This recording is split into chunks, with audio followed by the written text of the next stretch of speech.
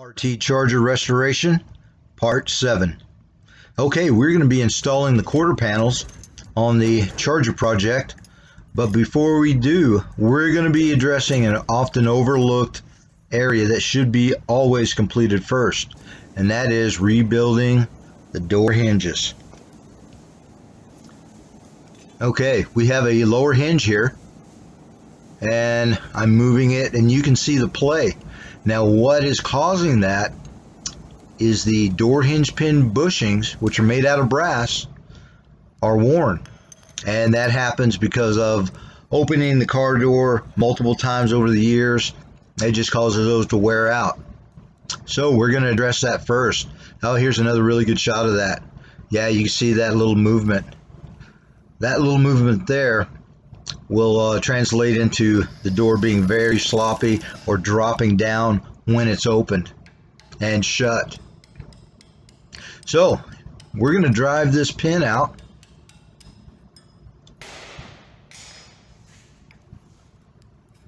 And get that out of there. And now we've disassembled the upper hinge. And now we're driving out the actual bushing itself.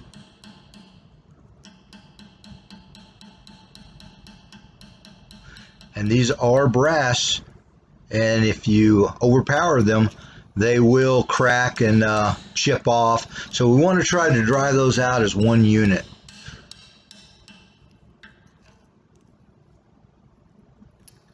Yeah, here we go. Got it out. Okay, now this is the lower hinge, and you'll notice it does not have bushings. So what I'm showing you here is the wear mark. That's the shiny spot.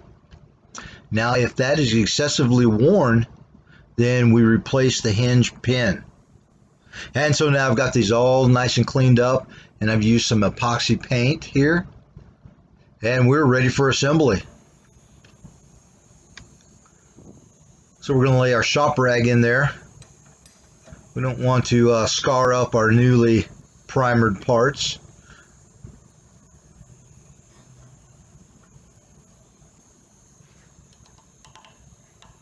And now we're going to be installing the bushings themselves.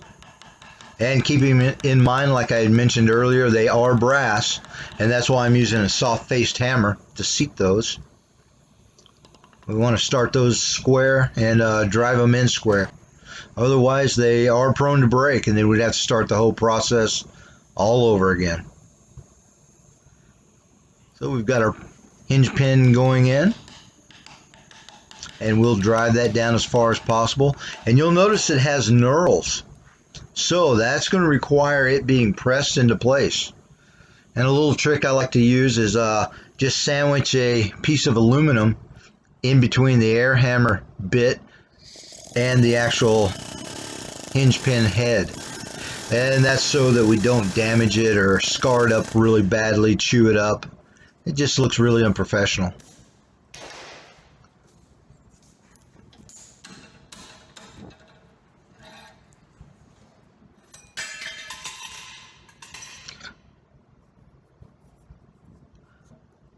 So let's see what we've accomplished.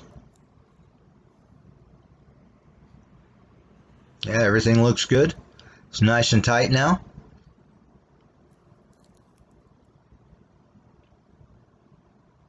And we're ready to go to the next step.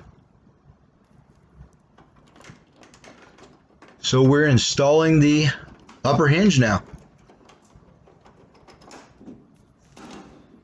And we're just going to use light pressure to seat this thing. And I like using a 1/4 inch drive instead of a 3/8 or 1/2 inch. Number one, for accessibility, and so that we don't have the tendency to over torque anything and stretch the threads, and that always leads to problems. And you can see here with this swivel, now this bolt is a little difficult to get to, but with the 1/4 inch, that gives me accessibility. Alright, here's another little tip for you.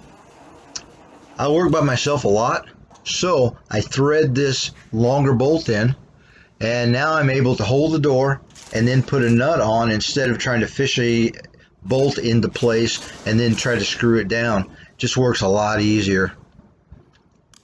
And here we are aligning the top of the door. Just kind of rough alignment. And you can see we have a nice flush gap there. And once you set the top, then by default, wherever the gap falls between the rocker and the door, you know that's correct. And I'm putting this piece of tape up there just as a visual guide. And here's another really critical gap. The door is set correctly at the front and bottom if the bottom leading edge of the door and the front of the rocker edge are in alignment. Now you can see the gap. So if the top and the leading edge on the bottom are aligned, then your gap is perfect. And here we are installing the latch and striker. And when we disassemble, we always bag everything. And here's where that's going to come in really handy and important. Okay, this car came with those two washers or plates, so we're going to go right back with it. That's going to make life a lot easier. And here we are touching up and installing the deck lid hinges, installing the that little keeper there.